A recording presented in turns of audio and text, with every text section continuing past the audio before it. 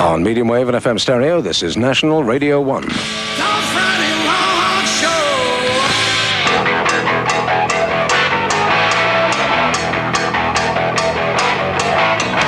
Well, hello there. This is TV on the radio. Thomas Vance, the music vendor. Welcome to the Friday Rock Show.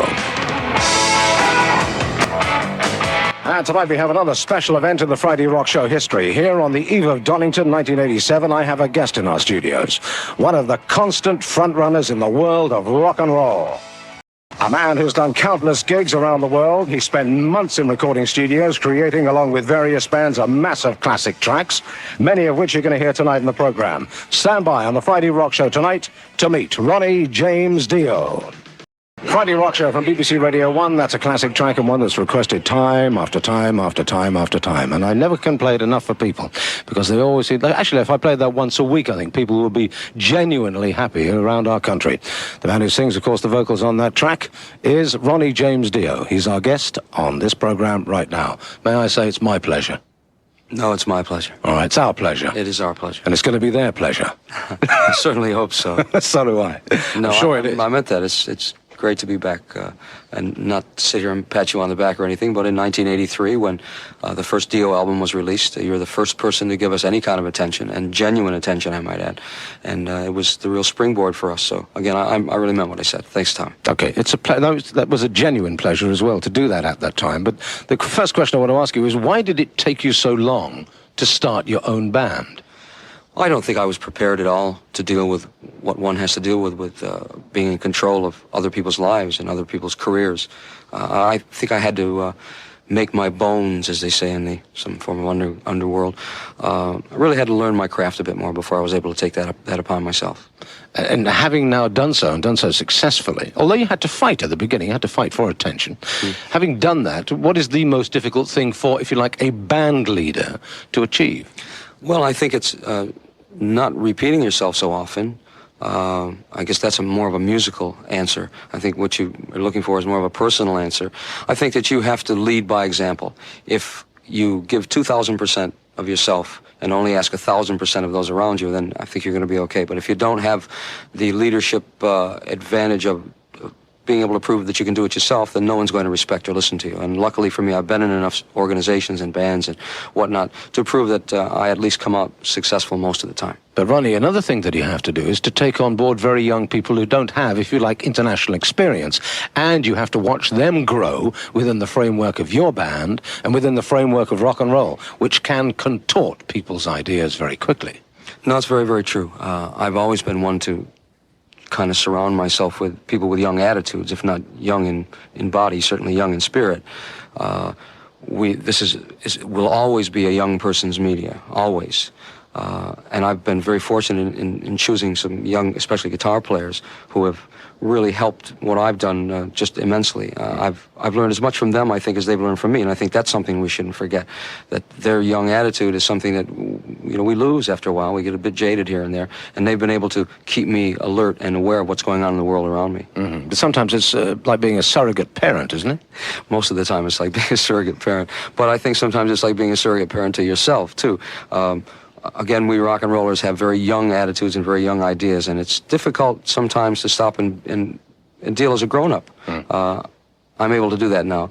But yes, being a surrogate parent is, I like to put it more as a brother, an older brother. An older brother. Let's not get ourselves too old here. Okay. I'm going to play a track from a new album, new to this country anyway, by a band who've been around for a long time, and, well, just for the heck of it, it's a good track. It's by Aerosmith.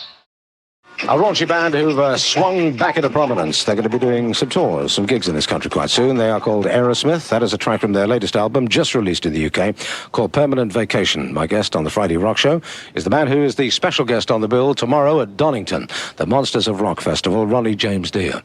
Ronnie, how many gigs have you done? Have you any idea? Our drummer has a perfect idea. He catalogs each and every show. I haven't got a clue how many there are. To me, they don't become faceless. I remember most of them by the venue and by the hotel, of course. I try not to really chronicle the things that we do. I just take it one at a time and enjoy it as it comes. Yeah. We've probably done since 1983. We tour about 10 months every year. So if someone out there on this lovely Friday night can compute that, then we'll hear about it next week, I guess. But then, I mean, I want to sort of take it even further than that. In your life, how many gigs have you done? I tell you, Tommy, I don't know. Probably more than I care to remember. But a lot. I mean, a lot, yeah. A very significant figure. Probably, I would say I do at least 200 a year. Yeah. At least that. So if we multiply that by easily, I started when I was 5 years old. If we start getting into yearly goings here, I certainly didn't do that when I was 5. But I'd say probably, let me give you a guess here, 5,000. Yeah. Easily 5,000. That's a lot of gigs. Doesn't seem like it. I don't know if it's taken its toll. I hope it hasn't. Probably has a little bit, though. Do you remember then the first gig you ever did? Absolutely. Yeah. Absolutely. Was this as Elf? It was as a band called the Vegas Kings. Great. And there were, I think, 7 of us. Yeah. Again, those are the times when you're really sorting out what your priorities are and what you can do and what you can't do. So it's, hey, do you have a guitar? Sure, I've got one. All right, if you've got one, then you're in the band. And we played. I believe it was at a teen center at a dance, and it was the most fun I've ever had in my life. Was that the sort of legendary thing that British people would know as a sock hop? Now, only because we've seen, I actually lived in America for a long time, so I'm half and half, I suppose, in many ways. But we've seen, I remember when I was a kid, used to see all these black and white movies about American high schools, right? It was the sort of sock hop. And to us, I suppose, Brits, sock was a smack in the mouth. No, what it was, actually, a sock hop was something different. A sock hop was, you went and took your shoes off, obviously, yeah. And you had to dance on the floor of the gymnasium because it was prepared for basketball events or gymnastic events, and they didn't want you to scratch it with your shoes with the clips on the bottom of them. So a sock hop was something you did to protect the floor, and you slid across the floor, and that's what you did. The teen center was a place where kids could go without it being under the auspices of your school situation or your local government. More so it's like a a youth club. YMCA or a YWCA, yes, those kind of things. So it was a bit more free. Schools notoriously wanted to hear I think trumpets and saxophones and whatnot like that. Guitars were taboo, but teen centers gave you the opportunity to really do whatever you wanted to do, and that was the first one, and that's what opened my eyes to it all. Now, the other 6 guys that you were on stage with, have any of them gone anywhere? No, as a matter of fact, no, they haven't at all. No, let me rephrase that. Yes, they have with their lives, but as far as a musical continuation, no. They haven't? No. But then who is your oldest mate in the business? It would have to be, I think in terms of longevity anyway, it would have to be Jimmy Bain, who we've been together since 1975, so 13 years down the road, yeah. The other people I've really lost contact with, they were very, very young when I was very young, and careers go in different directions. In those days, it wasn't fashionable to be a rock and roller or to want to pursue that as a career. That was something that it was only a passing fancy, and it really made no sense at all to do. Well, I loved it so much that it was going to make sense for me to do, and that was what I was always going to do, and luckily have been able to. So no one else has carried on that way. I'm sure that there are doctors and lawyers, and hopefully they've done that well. Yeah. Probably a few down and outs along the way, too, out of those 6 or 7 people. Okay. Here's a choice of this man. It's Born to be Wild. Steppenwolf, Born to be Wild, here on the Friday Rock Show. A song that was a hit quite a long time ago. It was also featured in a film called Easy Rider. In fact, it was the fact that it was featured in that film, Easy Rider, that made that record a hit, to the best of my recollection. Great track, never seems to date. Features a fellow who, I believe, came from East Germany, then went to the States. Guy by the name of, I think his name was John Kay. Maybe you can put me right, Ronnie, is that right? I don't know about the German part. I know that he lived in Canada for a long time. And the band originally was called, I believe, Sparrow, I think they were called. Band from, I think, either Toronto or Montreal, the eastern part of Canada.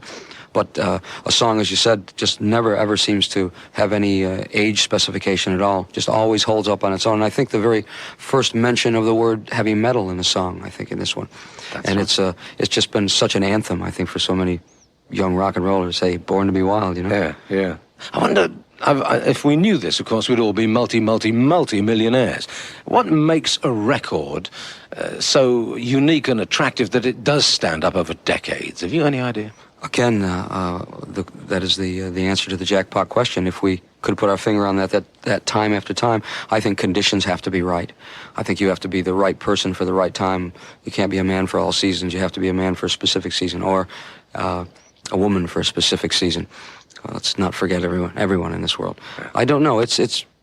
There are a lot of variables that go into it, I think, and if you just hit it at the right time, it happens.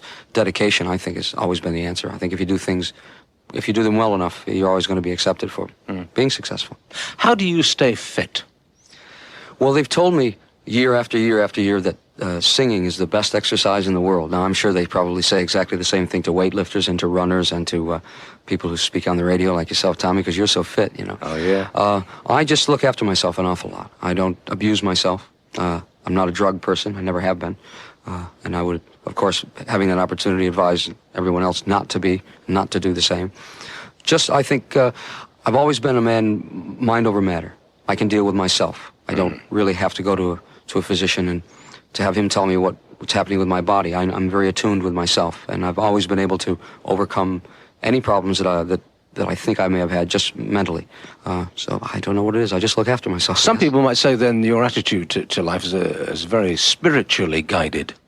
Well, I think that they would say that. I never think of it in those terms. I'm not that kind of a person. I don't have a mantra that I go through day after day, and I don't think about spiritual things that way. I think it's just something kind of that I inbred into myself. I care about me, and I care about the world around me. And I think when you're in tune with that, the spiritual end of it will take care of itself. Mm-hmm. And you survived. So it must be a good formula. Well, I don't know. It depends on how well I've survived and what I've done with that survival. I'm happy with myself, and that, I think, is the answer to it all. I've always been very happy with me, and I always will be happy with me. Dio, from the album Sacred Heart, track, of course, Rock and Roll Children. Ronnie James Dio is my guest here on the Friday Rock Show. Of all the songs that you've put down, that you've recorded, and indeed, maybe there are some that you have recorded that haven't been released. In fact, are there? Let me just put that question to you. No, as a matter of fact, there aren't. There have never been songs recorded that have not been released. I've always been one to be very careful about getting rid of the ones that shouldn't be released. There have been times, in fact, on this particular album, on the album that you played Rock and Roll Children from, Sacred Heart, there was a track that we finished and mixed and was going to be included on the album. And I really hated that song. You have no idea how I dislike that song. And most of the time, I will listen to the people in the band, of course. Even I do produce the product, and so therefore the final word can come from me. But this is a band, and you must be democratic at some point. After all, they did create that music. We did it together. So I do listen most of the time. And that one, I listened and listened, and they kept saying, yes, it's good, and yes, it's good. And they almost had me talked into it until one night I couldn't stand it anymore. And when everyone was out the room, I took a razor blade to that tape and let it play and just cut it right to little ribbons because I couldn't stand it. I did not think it was representative of the band, first, or of me as an individual, secondly. So I just scrubbed it, and I'll continue to do that. Was that because of the lyrical content? No, I just thought the song was very wishy-washy, that it was not in any way, shape, or form a reflection of what this band should be and what it could be. One must always think about what's to come. I try not to ever look back over my shoulder. Those are things that have happened, keep them as warm and good memories. I'm not saying that classic rock isn't important, just as classic life isn't important, because it is. But I'm a person who, as early on in my life, decided I was going to go forward and never go backward. To me, that was a backward step. That song and songs like it were backward steps. They just were fillers, and I couldn't deal with it. That album, Sacred Heart, was enough of a trauma anyway for me to deal with, and for all of us to deal with. It was the kind of the culmination of Dio Mach 1, because it spelled the end of Vivian Campbell's tenure in the band. Making that album was very, very difficult. We were not very productive within ourselves. We were very unhappy, and when you're unhappy, you make unhappy music and not very successful music. I know it's been said to me many times, how do you feel about the disappointing way that the Sacred Heart album was accepted and received? And I can only say that it's probably very true that the general feeling is right, that it was disappointing because we were somewhat treading water at the time, not knowing what was going to happen. Was Vivian going to stay? Was he going to go? Should we carry on? Shouldn't we carry on? Those things are very traumatic. Anyway, that was one of the reasons for chucking that song, I think. Okay, and now inevitably I have to ask you this question. Why did he go? Well, because, as I've suggested, it got to be a very unproductive time. I think Vivian was very unhappy with what was happening, and I don't know why. I think perhaps in some ways, when we are that young and when some success has been hoisted upon us so at such an early age, and Viv was very, very young when it first happened for us. He was just 18 years old when we first spoke in 1983. And I think that a lot of times, unless you keep your life and your music in perspective, the people around you start telling you that you're a little bit better than perhaps you are. So he wanted what he thought were bigger and better things. I don't really know if I can say that either. I think that just we were all dealing with our own particular life situation at the time. I don't think that he had other aspirations out of the band Dio that were going to be more important than the band Dio. I just think that he saw avenues, people were describing avenues to him that he could take to go around the Dio highway. Yeah. And getting waylaid like that, I think that there was a detour that he just couldn't get back on. You speak very well. Well, I don't, it's not my position to slag anybody, and I'm certainly not going to do that to Viv. He was a very important and integral part of this band. Had it not been for Viv, we wouldn't have enjoyed the success that we did. But then let me also say that without Vinny Appice, without Jimmy Bain, without Claude Schnell, and without myself, we wouldn't have that success either. This was a band effort, and so I'm not going to say anything bad about Viv. He doesn't deserve it. He's embarked upon another phase of his career now, playing with Whitesnake, and it's for Viv to deal with Viv now, and I hope it all goes very well for him. Good luck to him. Yes, absolutely. Well, back to the part one of my stumbled original question. Of all the songs that you have put down, not just as Dio, but all the songs you have put down, which is the one that you would dearly love to go on and on and on? Like a song that we're going to play later in this show, like Whole Lot of Love. I think probably the song Heaven and Hell. That was a very important time in my life. I had come from Rainbow, which was my opportunity to show my wares. I thank Richie for that all the time. Richie Blackmore. He's the one who gave me my opportunity to show what I was worth and to give me the chance to do it. But Sabbath was a different situation. This was going into a band that, to me, had been the heavy metal band. That was the first heavy metal band. A band that didn't apologize for coming to town. It just stepped on buildings when it came to town. And to be included in that band was very special to me. I was not and am not or never will be Ozzy Osbourne. He's the one who was the vocalist and songwriter in that era who helped create that band and make it what it was and what it is in its classic form. But at that time, Sabbath was a band that really was floundering. It had not happened at the time. And within my inclusion in it, we pulled ourselves up by our bootstraps and cared a lot about each other and knew we could do it again, especially under the banner of a band that had been so successful, and created Heaven and Hell. And again, so important because in that period of time, 1978, this seemed to be the resurgence of heavy metal. Now, I've never thought that there was a desurgence of heavy metal, if that's a word, and if it isn't, we're going to take credit for that one on this show. But it was important to me that yet again I could be involved in something that was paving the way for those who came after me and who are going to continue to come after me. And those are the young bands, the Bon Jovis, the Cinderellas, the Teslas, not the Aerosmiths because they'll always be around, but bands too, innumerable to mention, Metallica's, all of them, the bands that will be on Donington, bands that will be playing years from now. That was important to me because someone has to take our place. And I wanted to be able to look back with pride and say, I had a little bit to do with keeping rock and roll alive, because we know better than anyone that it's had nothing but stones thrown at it from its inception, and probably will always have that happen, but that doesn't matter. We're out there to keep it strong and be the banner carriers. And so that was so important for me to make that album, Heaven and Hell, and that song that was a chance for me to get all these things off my chest that I always wanted to say. In Black Sabbath, I could say anything. I could praise anything. I could denounce anything. I didn't, hopefully. But it was a song that let me say the one statement that was most important to me. I've always felt to be somewhat of a spokesman for kids, for people who are maybe lonely, maybe have been looked down upon because their hair is too long, because they like the wrong kind of music.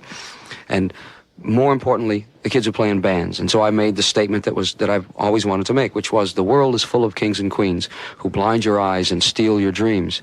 It's heaven and hell. And that all means that beware of people who try to blind your eyes with promises. They're your dreams to try to attain. You don't have to attain them because it's just as much fun getting to the success factor.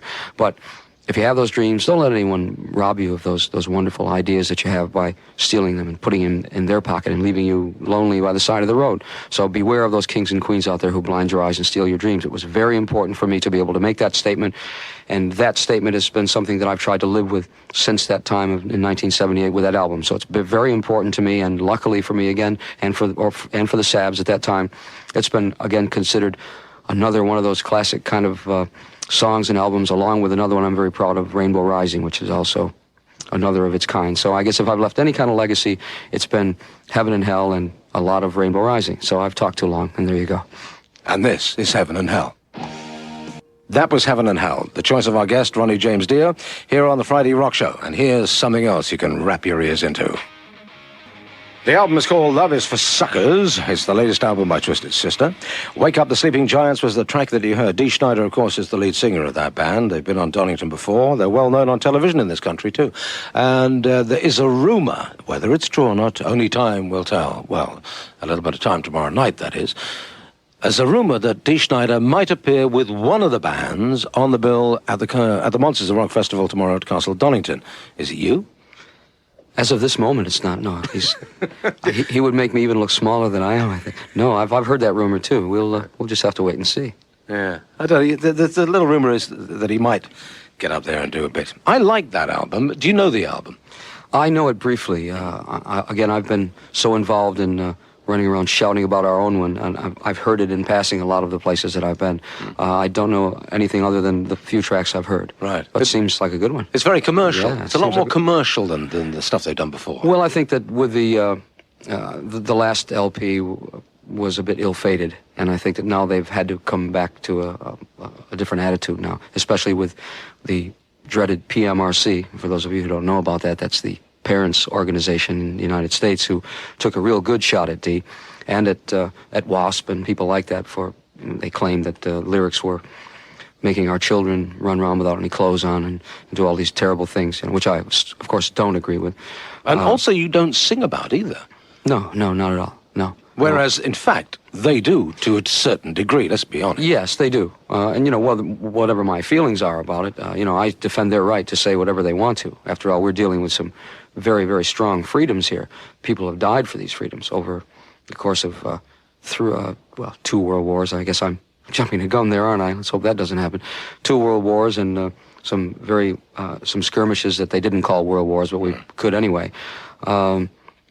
As I say, people died for these freedoms, and let's not tamper with them. That's the wrong thing to do. But no, I don't deal with that. I think that there are more important values in life to deal with than telling people to jump on motorbikes and commit suicide, whatever it may be. And I think that it doesn't run as rampant as we think it does. No. As soon as we pay a little bit of attention to something like that, it becomes that real microcosm. Now we're all staring at it with the most powerful microscope in the world, and it's just not fair. And then you start lumping everyone together. Again, not very fair. But no, I don't do that myself. I don't write that way. It's just not something that appeals or pleases to me. Right. Over the last 6 years, particularly in America, there's been really a revolution with regard to what rock and rollers, indeed musicians as a whole, have to do to attain success or to sustain success. And I'm talking here about videos. Video clips have become a very, very important thing. With the advent of MTV in America, it became massively important. And now with the advent of MTV in Europe, it's going to be, I think, important yet again. We have Top of the Pops. It's always been important for 1,000 years that show's been on the air, just about. Now, when that occurred, did you recognize 6 years ago how important it was going to be to the industry and therefore to you? I think that we all recognize that. I think certainly those of us who had been around for a few years realized that here was yet another incredible avenue, another window for us to be able to hand our music over to someone and say, what do you think? At least to give them the chance for their own choice. Yes, I think we all really did recognize it right away, and were there immediately to want to be on the ground floor and to help and to try to take part. I'm sure that there were a few people who did it for their own ends, but I think we all definitely realized that it was just another great tool, and it certainly would help us spread the rock and roll word around this world. But it suddenly became a different avenue of activity, didn't it? Also a different avenue for your talent, or you had to develop a talent to be able to stand in front of a camera and act, or at least consider where you stood in relationship to the camera. You had to become something different, didn't you? And some people didn't make it. Well, I think it was a bit like the films when we had the silent era. As soon as the talkies came in, you had these people who, you had a preconception of your favorite artist, your favorite film star. And as soon as you heard them attempting to convince you in an audio way, you heard this squeaky little voice coming from someone who was a big macho person, or this strange little accent coming from Theda Bara or whoever was a film star at the time. And I think this is the same. It spelled the doom of some careers, and I think certainly heightened and accelerated the careers of a lot of other people. And we all noticed it happening, but I think if we want to carry it on a little bit farther now, we find that it's stopped giving the attention to the kind of people that I am, or people like me are. I think MTV weaned itself and became successful because of the hard rockers initially. Yeah. And then it seemed as though they turned their backs on us. We weren't important anymore. It became more new music that seemed to be more important than anything we were doing, and now it wasn't safe to be contaminated by the Twisted Sisters and Iron Maidens and Dios and Judas Priest and et cetera, of the rock and roll world. And now it's gone back round again. Of course, I think we have John Bon Jovi and his band to thank for that a lot. But like anything else, we get trends. But the whole point is we realized its importance and have tried to stick with it. And now it's come around full circle again, and it's there to help us again. Have you enjoyed making videos? Do you like being in front of a camera? Do you find it a challenge, exciting, or daunting? I would find it exciting, very, very challenging, if I were able to do it myself. I'm a person who likes to be in control of his own destiny. And I've always felt, whether rightly or wrongly, and I'm not saying that I'm right, I'm only giving him my own attitude, that I'm able to deal with me better than anyone else can deal with me, because I know me better than anything. There have been attempts to try to put me into the acting situation, not in film, but in the video end of it. And I've always balked at that very strongly. If anything, I'm a narrator. That's what I do with my music. I'm a narrator. I give people avenues which they can go down, safe avenues. I don't shove it down their throats. I don't tell them this is what they must do. So a narrator is what I am. I don't want to be a film star. I don't want to be a video star. But I would enjoy it much more if I felt that most of the videos I'd done had been true to the attitude of the song that I'd written. After all, I am the lyricist on the songs, and I know exactly what they're supposed to say and what they're supposed to portray. I think the music does that, but as soon as you start giving visuals to the wrong idea, you've taken that song and I think convoluted it some way to make it not my song anymore, not our song anymore. So that is daunting to me. That is daunting to me. But I respect the media and medium, and I hope it will get better for me anyway. Eventually. Eventually. This is another choice by Mr. Lee. And that's Metal Church. The track was called Watch the Children Pray. Here on the Friday Rock Show tonight, on this eve of Donington, 1987, my guest is Ronnie James Dio. Ronnie James Dio and his band Dio will be the special guests on the bill tomorrow. Who else should we be watching for tomorrow? Let's see, we have Wasp on tomorrow. That's it. They say they're going to be completely over the top. That's what we're hearing from their press office. But then have they ever been anything but? No, I don't think so. Oh. Cinderella. Be on the show. Cinderella, only known really by their records here. Yeah, I think this will probably be the first European-type appearance for them. I think it is. Good little band, too, by the way. Mm-hmm. Good people, too. I know them. Who else do we have? Anthrax? Yeah. Now, Anthrax and Metallica, very different in style. Mm-hmm. And somewhat different in audience reaction, too. Well, I think that Metallica, who I would have to give the nod to as the beginners of this musical genre. I mean, these are really the people who made it what it is, I think, have now started to become, please don't take me wrong, everybody hears this, not a bit more mellow. I don't mean it quite that way. But I think that they're looking inside of the music a little bit more. I think they've become a little bit more progressive. Yep. And I don't mean progressive to the point where they've become something totally different. They haven't. But I think that generally happens, that there is only one way to go in music, and that is to get more progressive, to use more chord changes, to be a bit more melodic. Anthrax have stayed a bit closer to the original thrash idea, yes. I think. But they, of course, the same will happen to them. I'm sure it will. Yeah, I think they awaken different stirrings inside their audiences, the two, but I still think that they are very similar. Mm-hmm. Bon Jovi, 11 million copies of that album, Slippery When Wet, have been sold worldwide. That's what we're told. That's phenomenal. It certainly is. It's amazing. It really is. Again, we talked about this earlier in the show. The climate has to be right for it, and the climate was absolutely right for the band. But let's remember that they have toured almost nonstop for something like 3 years now. And when you work that hard, if you're worth it, you usually get good results, and they certainly have gotten good results. So I guess we'll have to put it down to being good enough to deserve what they've gotten and working very hard for it. Mm. Can I talk to you, and I don't want to pry here, can I talk to you about your personal life? Certainly. I mean, what is your personal life? You're on the road for, say, 10 months of the year, then I assume you have little or no personal life. But for the other 2 months, what do you do? I'm usually in the studio, making another album. You sometimes get very trapped by your own existence. You must maintain. When you get to a certain success plateau, the only thing you can do is to either try to maintain it or reach above that. And if you sit back and think that the world is going to come to you, you're very, very mistaken. You have to work hard at what you do, especially a band like ourselves. We are not, of course, Bon Jovi, and will probably never sell 10 or 11 million albums. Perhaps we will in total, but we are not that kind of band. We're a bit more unique. I've always had my own distinct feelings as to what music should be made around me. So therefore, we are not really a mainstream kind of band. So I don't see us being that. But you still have to maintain. I'm very dedicated to the music that we make. I've never, ever done something that I haven't wanted to do, or that people tell me I must do. I can't react that way. Again, I write for people. The people are the ones who have gotten me where I am. I wouldn't be sitting here talking to you today if I hadn't had an incredibly loyal following, and then therefore all the bands I've been in, and of course this band has had a great loyal following. So we just try to give back, and the only way to give back is to work at it all the time. I know sometimes it makes Joe and Billy very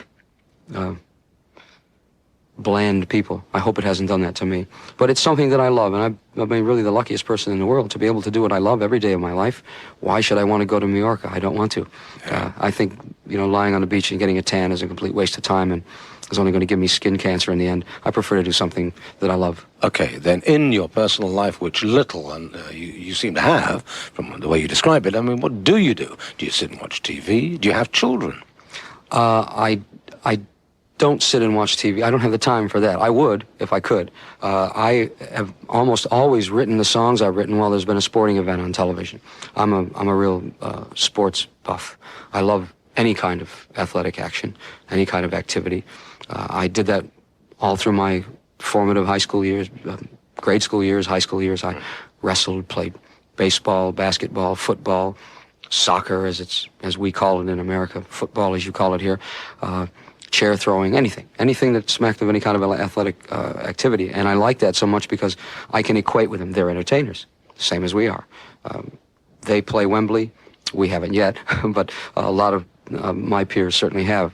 It's an event. I equate a lot of athletes with members of a band. In American football, which seems to have taken your country by somewhat of a storm, you have the big brawny linemen, these people who are 6 feet 6 tall and weigh over 300 pounds. To me, that's the drummer and the bass player. These are the foundations. And then you have the fleet running backs or the wide receivers who catch the ball or run through these behemoths. Those are usually the guitar player or the vocalist. And then you have people who call the plays and say, well, we can do it better if we go this way. Perhaps that's a keyboard player. But you can see I equate all of that with athletics. So that is my second love. Athletics and music are the things that are most important to me. So I will watch them whenever I have the opportunity. Again, I write while watching them because there is no subliminal musical noise to me. And if I hear music, everything else stops for me and I'm immediately drawn to it and I hear everything that's going on. So it takes me away from that. I'm able to enjoy one of my other fantasies, which is the athletic end of it, while writing about fantasy, which is what I do an awful lot. Children, no. Someday, perhaps. Right now, I wouldn't think it would be fair to a child to force it to enter my life. I perhaps don't have enough time for it. But maybe I'm deluding myself. Perhaps if that happened, it would make me a more well-rounded person. But at the moment, I'm very happy, so I don't deal with that. Again, my personal life and my work life are very, very much the same. So I don't feel that I lack in either aspect. Where do you live? I live in Los Angeles. In the center, in Beverly Hills? No, I wouldn't do that. I live in the what's called the San Fernando Valley. It's a very neighborhood kind of community where I grew up.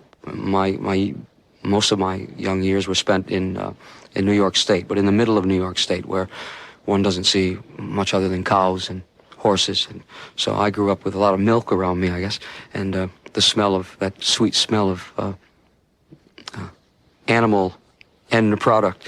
And I like the values very much living there. So you're a country boy, huh? I am, yes. We never had to lock our doors when we were growing up, neither our car doors or the doors to our homes, and no one ever stole anything from us. Murder was not a word in our vocabulary. If it was only on a television program or a radio program. Brothers and sisters? None, no, an only child. Italian, obviously. Italian, yes. When I moved to Los Angeles, I right away did not want to be caught up in that scene. I'm not someone who gravitates toward plastic, unreal people. So I wanted to go where I could have neighbors who had good values, who perhaps had to lock their doors, but who didn't worry about me being the one who was going to break into their home. So I've been able to perhaps have an extension of my growing up life while still living in glitzy California, because there are places in California that are just like places in Devon and Cornwall. Absolutely. Except for the weather. Yeah, which is, let's be perfectly honest, in California the weather is brilliant. It really, really is, yeah. Our only worry there is that someday that Arizona may be the beach territory and that California will be... in the ocean. The new Atlantis, yeah.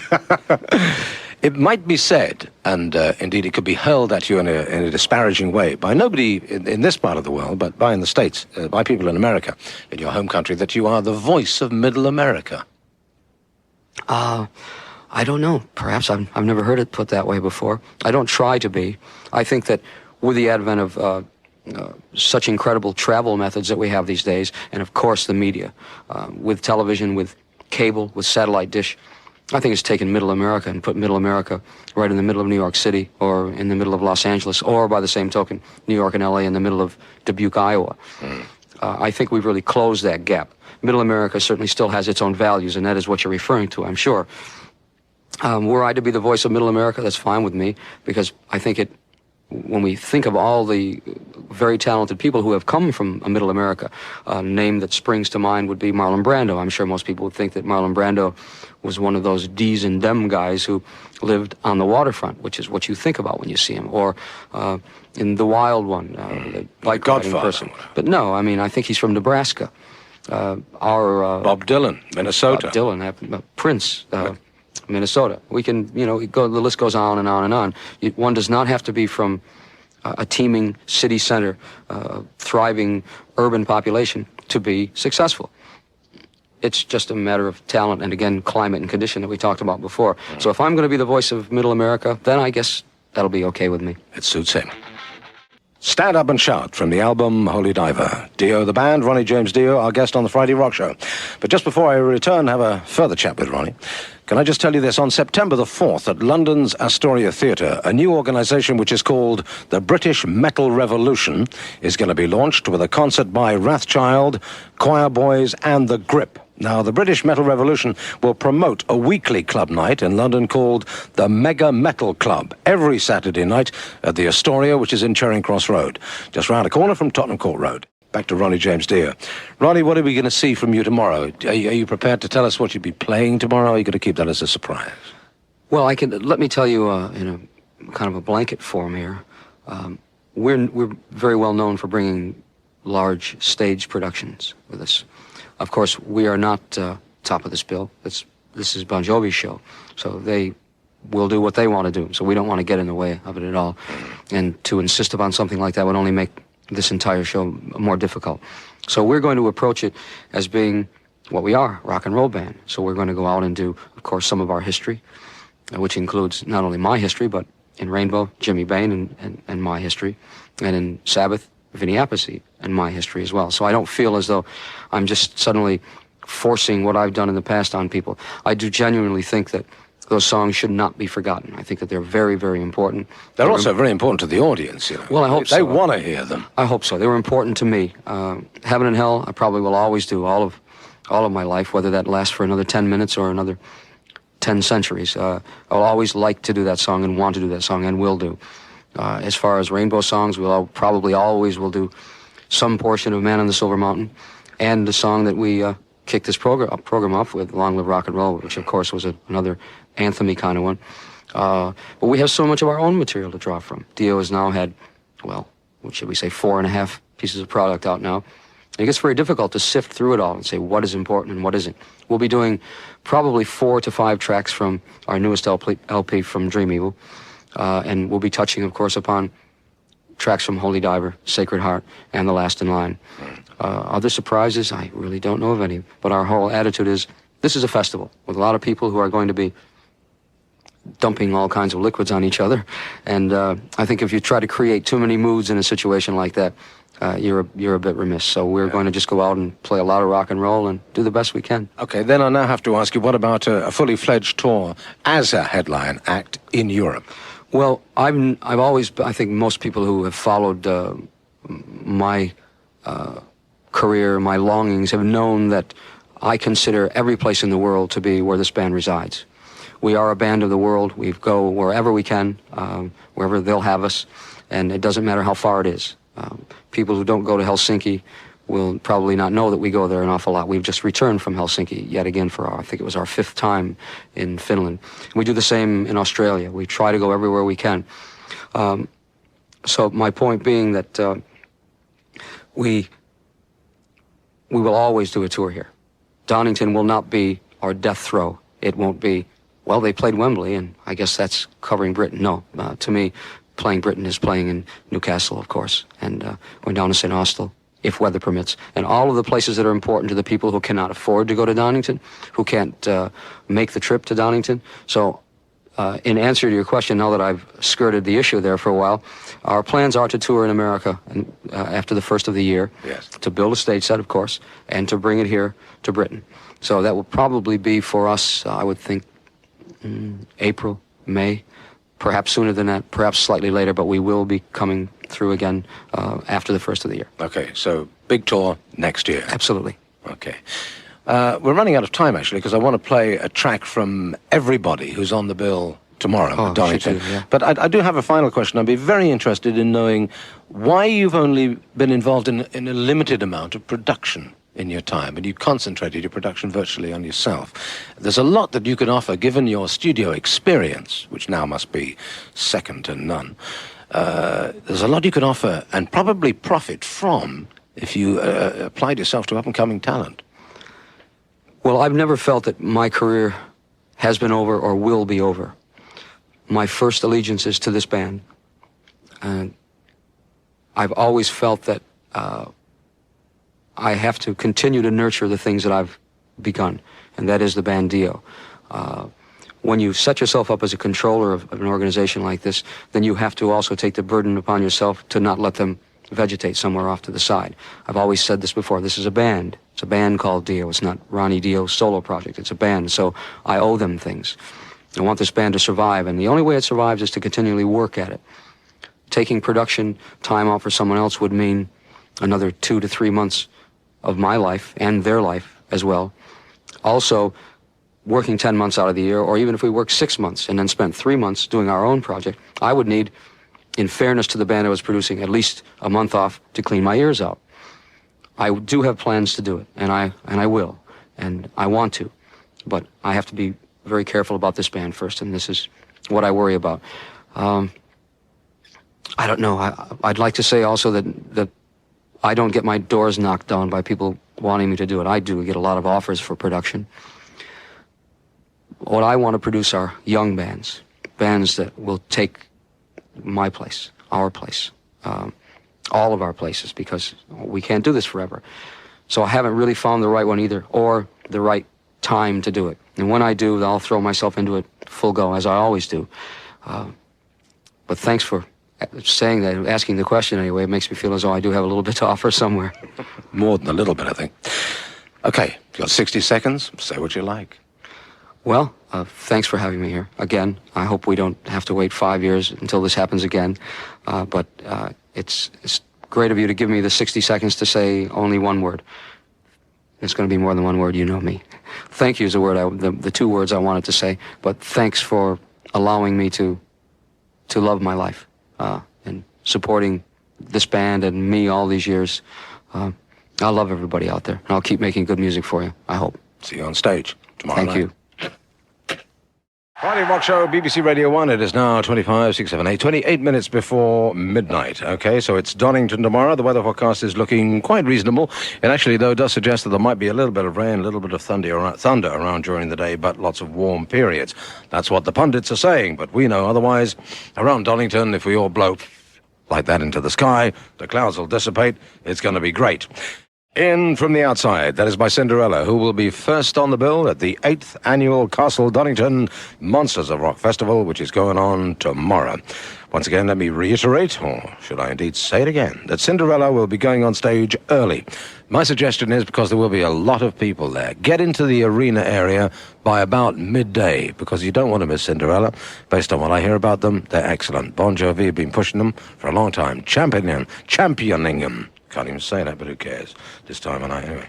From their excellent EP, which is in the top 30 at the moment here in the United Kingdom, Metallica, who will be on stage tomorrow around about 5 o'clock. So that's Cinderella first on the bill. Cinderella going on earlier than stated. They will be on approximately 1:15.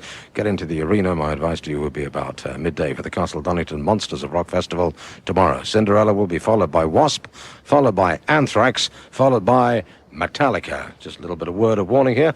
Alcohol will be available on the site. Fans should take particular note of this fact, as no bottles or cans may be brought in.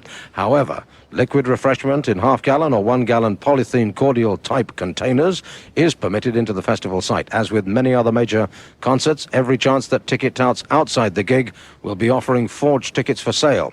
At last year's Monsters of Rock Festival, forged tickets were offered for sale, and some of them were honoured by the people who put it together, Aimcarve Limited being the company. But the company make it clear this year that they will not honour forged tickets. Get your tickets from official box offices on the day. You have been warned. Special guest, Dio. Special guest at the 8th annual Donington Rock Festival, Dio. Ronnie James Dio has been my guest on the program tonight. Ronnie James, thank you very much indeed. Always wanted to have a good long time chatting to that man, one of the greatest rock and roll singers and lyric writers, I think, of all time. Well, have yourself an excellent time. Every rock fan that can get there will be at Donington tomorrow. I just trust that you have a very safe day. Look after yourself, look after others. If you're driving to the event at the moment and the roads are a bit slippery, take it easy. Enjoy yourself. And good luck to the Bailey brothers, who will be comparing tomorrow's show. I'll be there for some of the show, having a look from the audience side this time. And I'm looking forward to that. Top of the bill tomorrow, Bon Jovi. I'm Tommy Vance. This program is produced by Tony Wilson. See you tomorrow for a Monster of Rock Day.